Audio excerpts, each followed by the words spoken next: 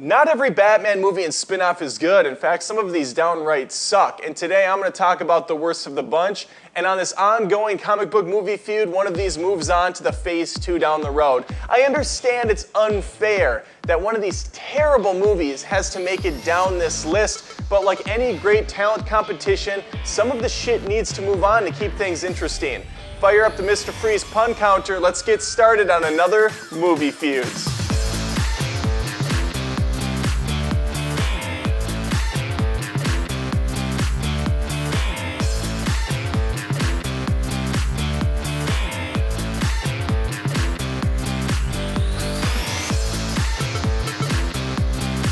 Here's something fun right off the bat. Right off the bat.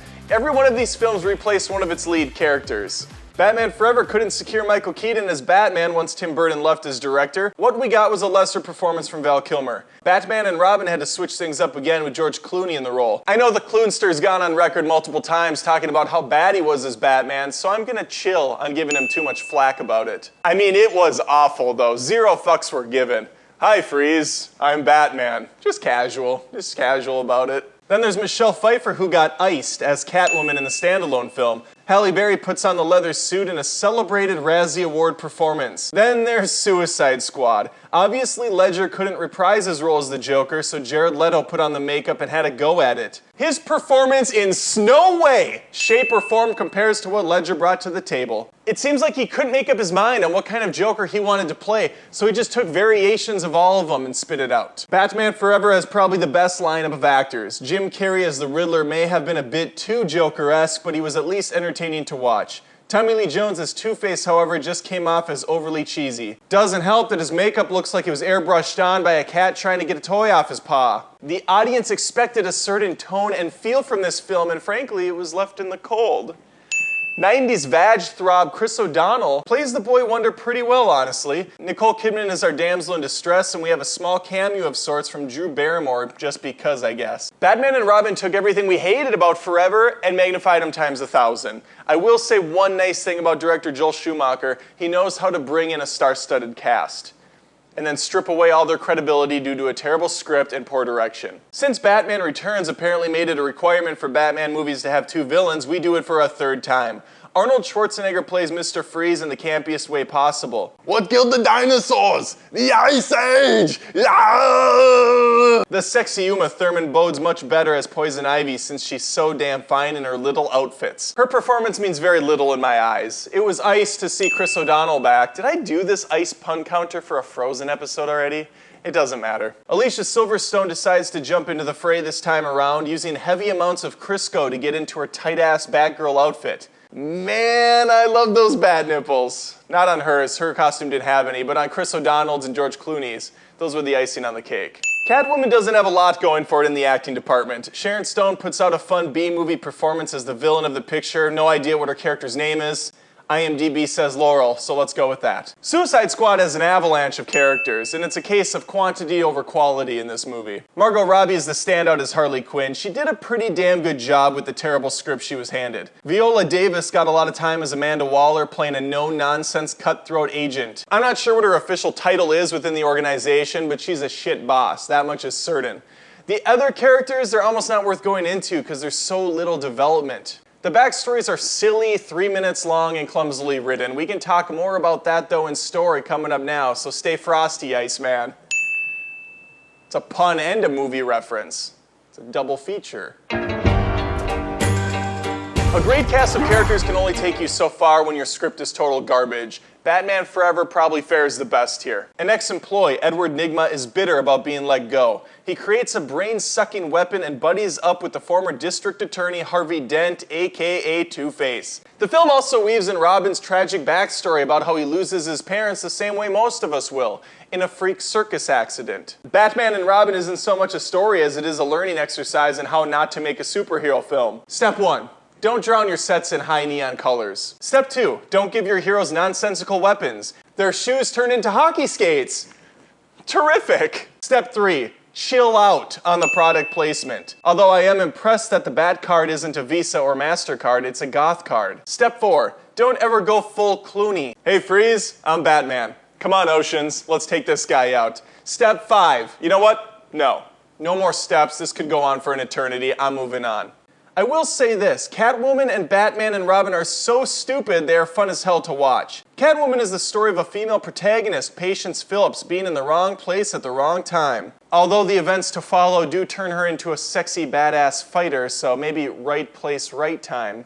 This cosmetics graphic designer overhears a startling conversation about one of the makeup lines and is then flushed down a giant conduit pipe. Me ouch, right? I'm switching the pun counter over to cat-related ones, meow. We cool with that? Alright, I'm doing both, I guess. I'm doing both. Catwoman's resurrected the same way all women are in my fantasies, via tongue bath. Granted, it's from an Egyptian cat and not Kate Beckinsale, but I digress. Perks of her new abilities include fighting skills, cat communication, costume making, better hygiene, and easier meals. Got milk? Suicide Squad tells the horrific tale of a studio that went through multiple rewrites, reshoots, and editors, and the outcome is a gigantic mess. Amanda Waller puts together some sort of Suicide Squad. Her intentions are to bring together a task force in case Superman goes evil or a different large threat comes to town. It's a pretty solid plan. Bring together some of the worst people on Earth that can't be trusted to band together to fight a common enemy that they cannot possibly defeat. Okay, so maybe it's not a mental thing that'll win the day, but surely they have strength in numbers and they have their own set of unique skills that are ripe for the job. Like Harley Quinn, she has a baseball bat. Or Boomerang, he has a boomerang. Or Katana, she has a, come on! I just don't get how any of this makes sense right out of the gates. Deadshot has some actual skill and seems pretty cool. He's the cat's meow for sure. The first mission as a team is to stop some ancient being from destroying the planet. Batman, Wonder Woman, Flash, and the others must have been on sabbatical. Side plot sees Joker doing everything he can to get Harley back. They love each other. Amanda Waller told me that through narration and a 2-minute backstory that sees Harley Quinn as a professional psychiatrist who falls in love with him for reasons that are never told. Why bother? That would be counterproductive to the shitty movie that Warner Brothers is so desperately trying to make, and they achieved at doing it. And just like any good relationship, he tortures her a little for good measure and throws her in a vat of chemicals. I don't have much more to say. Nothing nice is coming out of this. The villain uses twerking in the final act. She forgot all her other abilities, and they take her down pretty easily. Let's go to round 3. It's funny that the trailers for Suicide Squad had that same look and feel, the colors, the neon, the vibrance that Batman and Robin had that we couldn't stand. Yet it worked in those previews because the movie looked like it was having a lot of fun.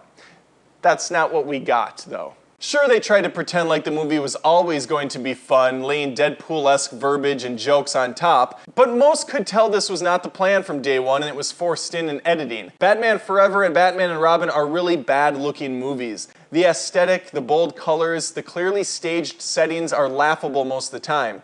At least they have terrific scores from composer Elliot Goldenthal. There are hints of Danny Elfman in the theme, yet they are set far enough apart to stand alone. I want to give a special shout out to the fantastic Batman Forever soundtrack, which had U2, Method Man, The Offspring, and of course the masterpiece by Seal, Kiss from a Rose.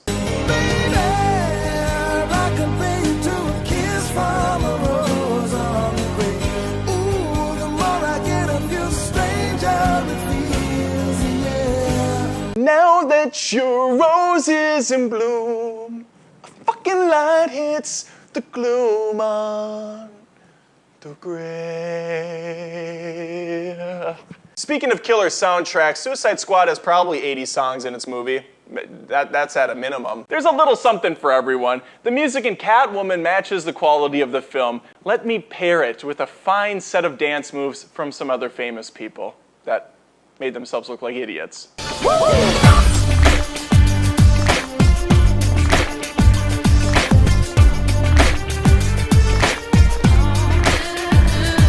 The action and effects in Catwoman are by far the best part for me. I'm a sucker for when the film jumps between live action to CGI then back again.